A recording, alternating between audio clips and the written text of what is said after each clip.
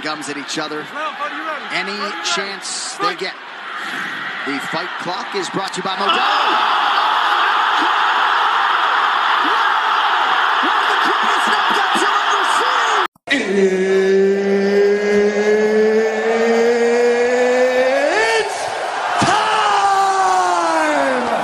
For you to sit back, relax, and listen to a complete and fucking utter armchair expert give his completely and utterly useless opinions on the one hell of an amazing sport that is MMA. G'day guys, it of course has been a few weeks since I graced you guys with my presence, but given there is a lot going on in the world of mixed martial arts, I thought I would get back in front of the microphone to talk about them. So, last time I was in front of this very same microphone, we discussed UFC 294. And I thought that would be a perfect segue into recapping it, because what a card it was, and by that I of course mean what a disappointing card it was. So of course we had Usman versus Chimaev, which shockingly went the distance. I think a lot of people thought Chimaev was just going to wash Usman, but Usman, being the former champion, he is. Even despite going up to 185, didn't make it easy for him. I wonder if Usman will actually stay at 185 now, given Izzy is apparently going to be taking an extended break. Yeah, who knows? But of course, it went the distance and Chimaev beat him, which of course leads us to the main event, the rematch between Islam Makhachev and Alexander the Great Volkanovski for the 155-pound strap. Volk got TKO'd in the first round by a head kick, and then Islam finished it off. Look, props to Islam, man. I'm not one of those people that's going to sit there and cry about it and say, oh, he didn't win the first fight or whatever. Props to Islam. He went out there and showed who the best is, absolutely, at 155. And I truly and wholeheartedly believe that he is going to be a problem and probably champion for a long time. Volk, being the true gentleman he is, handled it with absolute class. Went into Islam's room, and took a photo with him after. As I said on, I think, Instagram, might have been last week sometime, or whenever it happened. I love Conor, don't get me wrong, and we'll talk about him later in the podcast, but I love Conor. His antics are legendary, and they spawned moments that'll be remembered forever. Just because he's fallen off doesn't mean we should act like he isn't a big part of the reason why the UFC is where it is, and I will always give him his flowers for that. I love Conor, but I love to see that too, and that's why we love Volk in Australia. But I'm not going to say the result wasn't devastating, and I'm actually kind of glad I didn't get up to watch it now, because I would have been just disappointed. We'll discuss where perhaps to for Volk later, when discussing upcoming fights, because of course he is fighting again, as he said in the post-fight press conference. Please keep me busy. That's, and I guess the UFC is obliging that request, but yeah, definitely a devastating result nonetheless, and I do hope it doesn't have its ramifications. But anyway, that was UFC 294, and when we come back, we will look at UFC 295, which is, of course, markedly different now, given the yet again unfortunate announcement a few weeks ago. But yes, all that and more when I come back. So, UFC 295 was, of course, supposed to be the mega fight between John Jones, or John Bones Jones, and Stipe Miocic for the heavyweight title, as I've bigged up for at least one podcast now. And it was going to be co-main evented by Jiri Prochazka versus Alex Pereira for the light heavyweight strap. But we got the announcement. When did we get it? When was the announcement? 25th of October. So it was.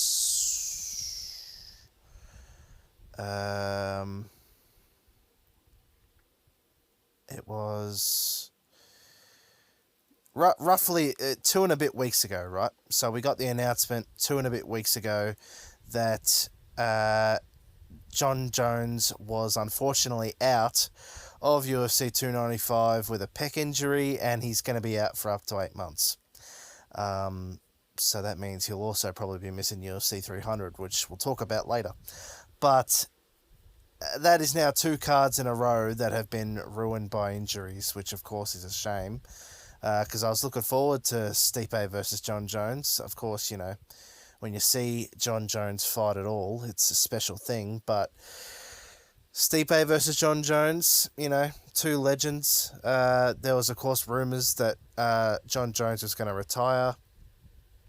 But who knows what will happen there. Because, of course, UFC 295 is now going to be main evented by Jiri versus Alex.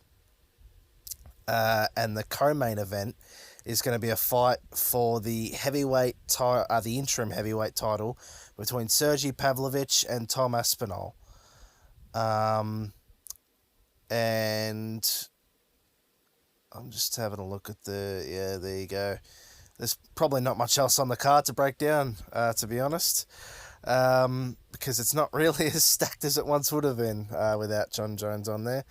But that is, of course, coming up, originating from the world's most famous arena, Madison Square Garden, this weekend. And I will still be watching because, one, I, of course, missed the UFC last month, UFC 294. And 2, I kind of want to see Jiri versus Pereira anyway. And also, what's the harm in seeing a heavyweight interim title bout, right? So they think that Johnny Bones versus Stipe probably will still get done whenever John can come back. I could see that happening, you know, that those 2 fight, and then whoever wins out of that and becomes the heavyweight champion goes down to fight the interims to unify the belt. Hopefully that does happen, because I do want to see John Jones and Stipe fight still, and who knows after that. Because Stipe, I think, has been out of the scene for too damn long now, and it's time he fought again.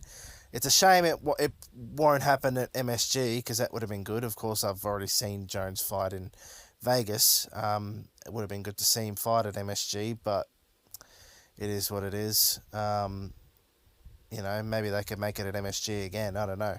Maybe they make it for later next year at MSG, because, of course, John will only fight in a couple of places. Vegas, New York, maybe Abu Dhabi, and that's about it. But, yeah, he's, of course, out for 8 months, which means he will likely miss UFC 300, which is next April, which we'll talk about after this segment is done. So who know, and also, so yeah, the earliest he could fight realistically, because 8 months from October is June, I think, roughly. So the earliest he could realistically fight is July. And, you know, with a full training camp, he's not going to be fighting then. So let's say early September, right, is probably the earliest he could realistically fight. You would think they're going to want to get the card right to have him on. They'll want to stack it. They'll want to,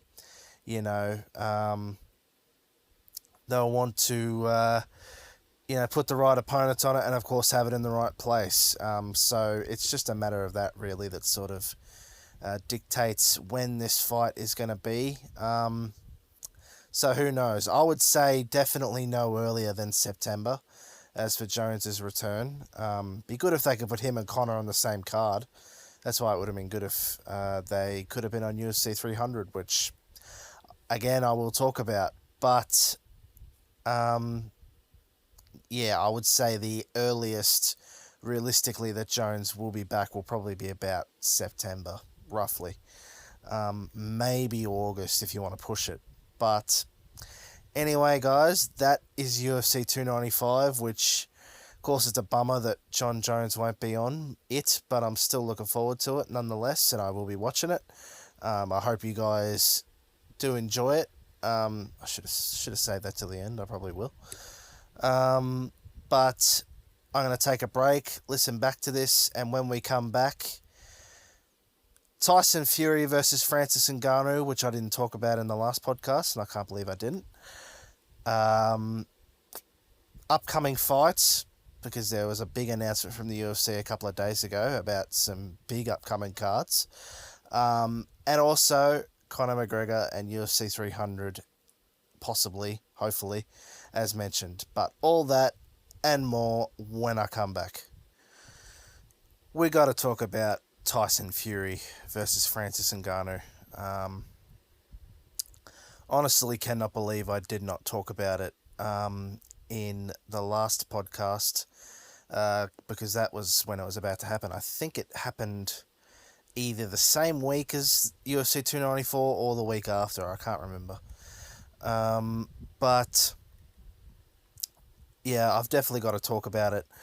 To be honest, I'll probably devote a specific segment to it because I want to talk about the entire history and how we got here and how I believe the UFC fucked up, to be honest. But so, of course, as everyone knows, and I covered in, I think, the early episodes of this podcast, Francis Ngannou was the UFC heavyweight champion. There had been murmurings of him wanting to fight Tyson Fury and do a boxing match, but of course he couldn't do it because he was under UFC contract.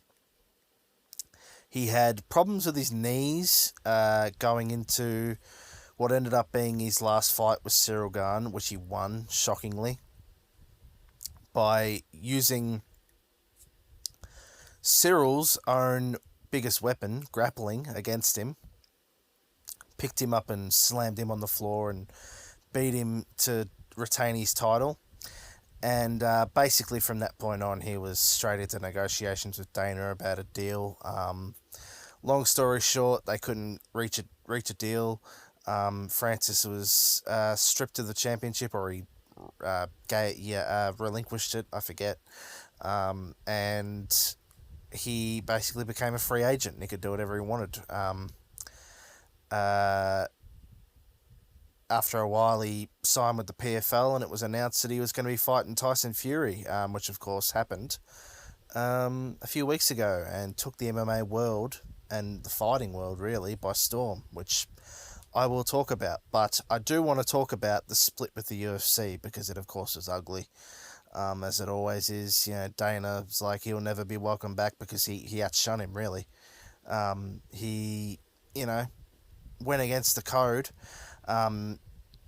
Dana claimed he made Francis an offer that would have made him the highest paid heavyweight ever. I don't know about that personally, considering you had Brock Lesnar on your roster, and I don't think he was making mega bucks when he was fighting, but he would have had some incentives, I think. Like, there's no way he would have been working for nothing given the money he'd been on in the past. I don't know what the hell is going to happen. What the hell the truth of all that was, really. But the claim was, I think Francis made this, it was either Francis or Dana, that he was going to get $8 million for the John Jones fight because, of course, the fight the UFC really wanted to make instead of John Jones versus Cyril Gane was Francis versus John Jones. But the claim was that Francis was offered $8 million for that fight, and then it was another few fights after that. I forget how many. And Francis turned that down. One of the other things, before I get into whether or not he's right, one of the other things Francis claimed on, I think, Joe Rogan, was that he complained about healthcare, which is a common thing in fighter disputes with the UFC, and he also complained about sponsorships or lack of fighters being allowed to have sponsorships, whereas they once were. I got to admit, I completely agree with Francis on that. The fact that fighters don't have their healthcare paid for, given how dangerous what they do is honestly criminal. And I love the UFC, but that is criminal. And also the sponsorships, yeah, I completely agree with him on that too, because that, like I said, I love the Reebok deal. Sorry, I don't love the fucking Reebok deal. What am I saying? Like I said, I misspoke. I love the UFC, but that Reebok deal wasn't as criminal. Simply Dana seeing money that he wanted and taking it. He took all their money, or all of that money from the fighters, offered them a pittance, really, for the Reebok deal compared to what they were making. And then to add insult to injury, he then took a lot of those sponsors and put them on the floor of the octagon. So fighters wearing sponsored shorts isn't okay, but you're allowed to have them on the floor of the octagon. Like, how does that... Like I said, I love the UFC, but I completely fucking agree with Francis on that one. How the hell does that make sense? Also, and I got to admit, I really admire Francis for this. Before I get into my opinion on whether he was right or wrong, and then, of course, we'll talk about the fight. That's why I said I'd devote a whole segment to this. But he also claimed that in his contract with the PFL, which, of course, I got a bit ahead of myself there, but of course, what happened after the split was that the talk was Francis was being difficult to sign with. There were offers from Bellator, there were offers from BKFC, I think, one championship. I could be wrong, but he eventually ended up signing with the PFL and, of course, being allowed to do the boxing. But one of the things that Francis claimed that he negotiated into his PFL contract is the ability to set a minimum amount that his opponents would get. I think he said 2 million or something like that, which really, that is admirable. Whatever you think of the guy and what he did, that is admirable. For him to be looking out for his fellow fighters like that, that is admirable. And yeah, I'm in complete support of that. And yeah, look, I ride with Francis. I think he made the best decision that he possibly could for him, because even if he'd signed that deal and made that $8 million, that probably would have been the only time he made it. Would have been the Jones fight. And then he still would have been under the thumb of the UFC, who he wasn't getting on with, and he still would have had all the same crap to deal with, and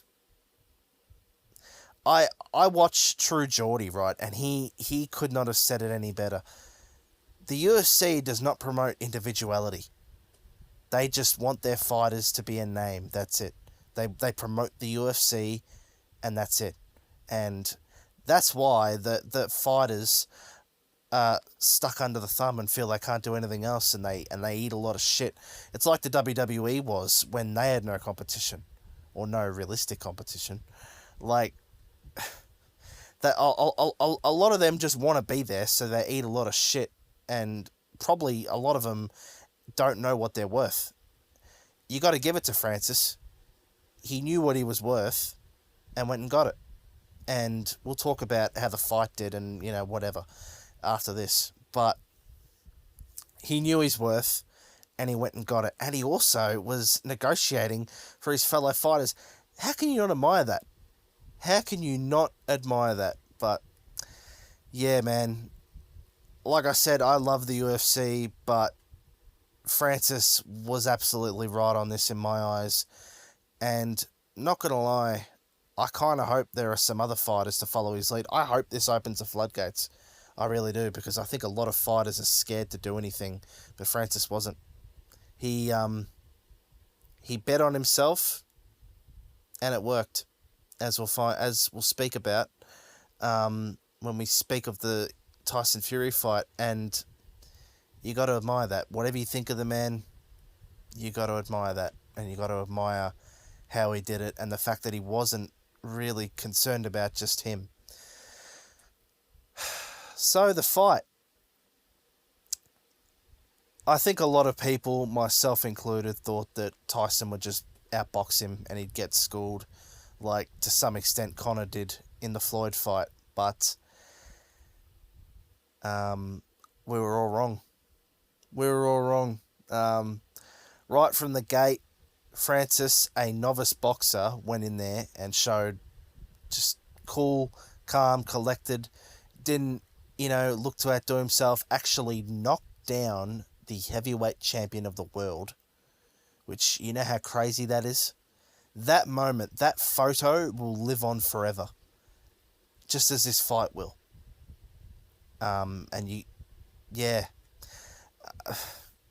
But yeah, no, he stayed cool, calm, and collected, even when Tyson did try and put it on him. Well, he didn't really.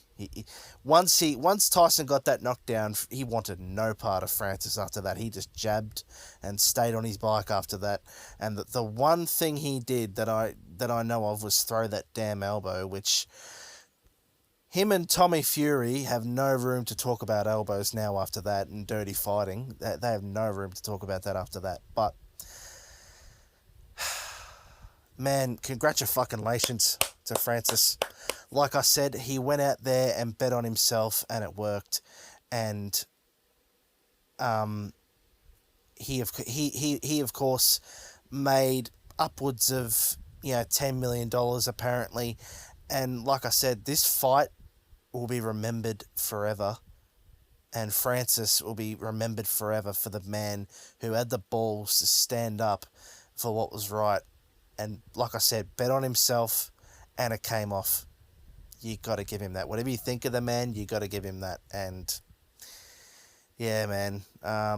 Of course, it has spawned a lot of debate in the MMA community. A lot of the MMA community is proud of Francis, of course, but sorry about that. But of course, Chael Sonnen and Ariel Helwani were going at it about the pay-per-view numbers and the amount that Francis made. And look, it was made by Saudi Arabia. They got money to throw away. They reckon it did 76,000 pay-per-views, which on the surface looks like a bomb. But like I said, it was if you listen to Chael Sonnen, and I do, he is a very intelligent guy. This event was apparently designed to lose up to $100 million. So how can you not see it as a win? Francis gets in there and outshows a heavyweight champion. Tyson makes a shit ton of money. So does Saudi Arabia from the gate and whatever else. And they also position themselves even more as trying to take over combat sports. And yeah, and the other thing is too, you talk about 76,000 pay-per-views, and yeah, on the surface that does look like a bomb, but the thing you got to remember is illegal streaming is so prevalent. Like, I look at every Facebook UFC group now, say you'll have comments in it that say, "Oh, I'm glad I didn't pay for this fight. I streamed it." 76,000 people was just the amount of people that paid for the fight. You can guarantee there were a shitload more people watching via streaming, and also, of course, let's not even mention the people there. Bloody Eminem, Mike Tyson, blah, blah, blah. Vince McMahon, The Undertaker, all the famous people came out to see this fight. So you can't tell me it didn't make more than enough money to, cover Francis and cover everything else. Plus, of course, like I said, Saudi has more than enough anyway. But yeah, that was Ngannou versus Fury. Like I said, this fight will be forever remembered for multiple reasons. Mostly, of course, Francis defying the odds, and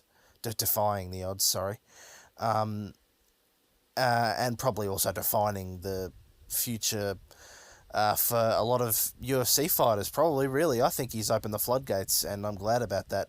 But this fight will also be forever remembered for, like I said, UFC fumbled the bag, really. If they had got in on this, they would have, like True Geordie said, they would have been even more respected. Like, look at what these guys can do. And they would have, of course, got a significant cut from it. You know, if they had gone up and paraded Francis, like Dana did with Conor, and said, this is my champion and I believe in him, the UFC would have been even more respected now. But, of course, they're not. And they've just looked at as the guys who fucked Francis, really. Like, when I was talking about fucking the split, I didn't even mention fucking Dana saying about Francis that he's in a spot that he wants to do gimmick fights, yet when fucking Tyson Fury calls out John Jones, he says, just to spite Francis, he says, I'd happily make that fight. Like, come on, man. I love the UFC and I love Dana White, but they were in the wrong on this, and that is what, that along with Francis defying the odds, as I said, is exactly why this fight will be forever remembered, and rightly so. But anyway, this podcast is going to be longer than normal alone, just based on this segment alone. But I had to, of course, talk about it because I couldn't not. And this podcast. Yes.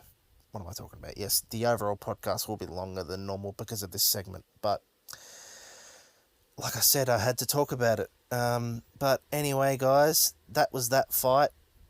It'll be forever remembered, just like Maymac was, for defying the odds and MMA showing what it can do. And yeah, I hope it's not the only one. I really don't. Like I said, I hope Francis, in betting on himself and showing balls, has opened the floodgates. But yeah, anyway, guys, gonna take a break after that long ass segment, and when I come back, some upcoming fights. As I said, there's been some big announcements, and Conor potentially making his return at UFC 300.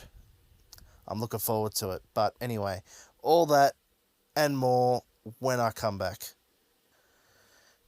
I just want to talk briefly, before I get into the upcoming fights, about the UFC antitrust lawsuit, and some very interesting fighter pay from, let's call it UFC 200 and before, being revealed. Brock Lesnar was one. He apparently made $11 million before tax in his last two fights. He made, I think it said he made $3 million for the Alistair Overeem fight, which was a shock, really, back in 2011. That would have been probably $1 million at best after tax, you would think.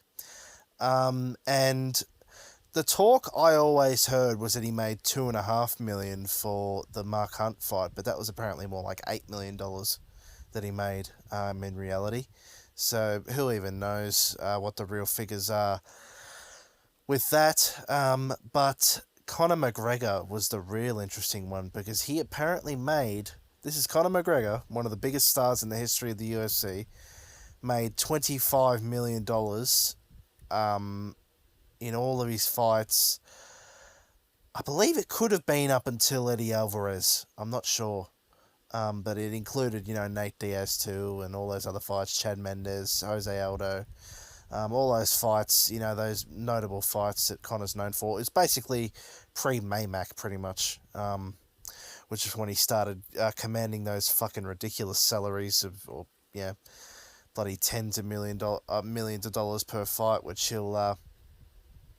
he could be, of course, commanding again. But I just thought I'd discuss that very briefly before I get into the next segment, or not the next segment, because it's not going to be its own segment, but the next part of this segment, because it, of course, has engaged a couple of, a bit of debate over the last few days since it's all come out as a result of the antitrust lawsuit. But anyway, guys, big fights coming up January, February, March, ladies and gentlemen. I mean, of course, let's not even forget December, we've got UFC 296, Colby Covington versus Leon Edwards for the welterweight 170 strap. I keep forgetting those goddamn weight class names.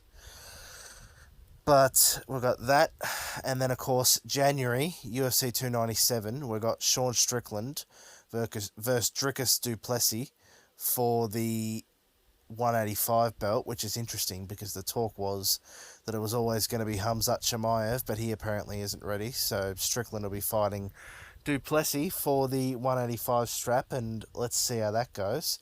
February, Volk's going to be coming back against Tupuria, I think, is it? Elia Tupuria, at 145 for his 145 pound strap. And like I was kind of alluding to earlier, big fight, don't get me wrong, but I do hope he is not coming back too early after that loss to Islam in Abu Dhabi. But that, of course, leads us into March. Sugar Sean O'Malley is going to defend his newly won bantamweight, I believe, strap against, I think, Cheeto Vera. But yeah, they are big months, January, February and March, stacked cards for all of them. But that, of course, leads us into April, UFC 300, likely in Vegas, which I have talked about on this podcast before.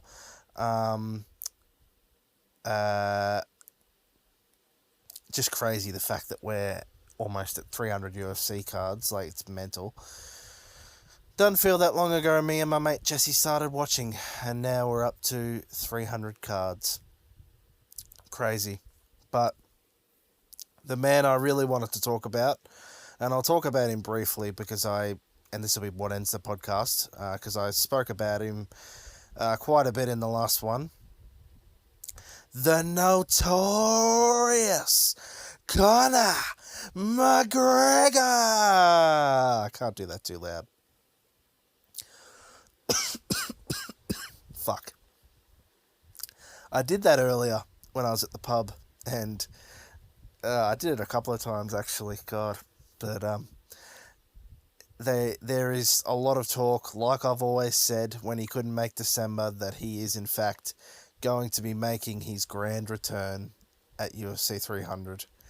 He was interviewed at the Fury and Ngannou fight, and he said that the UFC is apparently eyeing a return for him in April. April is, of course, UFC 300. So if that is true, and I could believe it is, it's going to go exactly as I predicted. He wasn't on UFC 200, so they'll pull out all the stops to make damn sure that he's on UFC 300. And to be honest, ladies and gentlemen, I am here for it. I want to see what Conor can do after a 2-year layoff. I hope things haven't gone too beyond for him. If they have, he should consider retirement, but if not, I'm here for it, ladies and gentlemen. But anyway, guys, that is this month's / week's podcast. UFC 295 ain't going to be what we all hoped it would be, but I hope you all enjoy it nonetheless. But anyway, till next time, catches.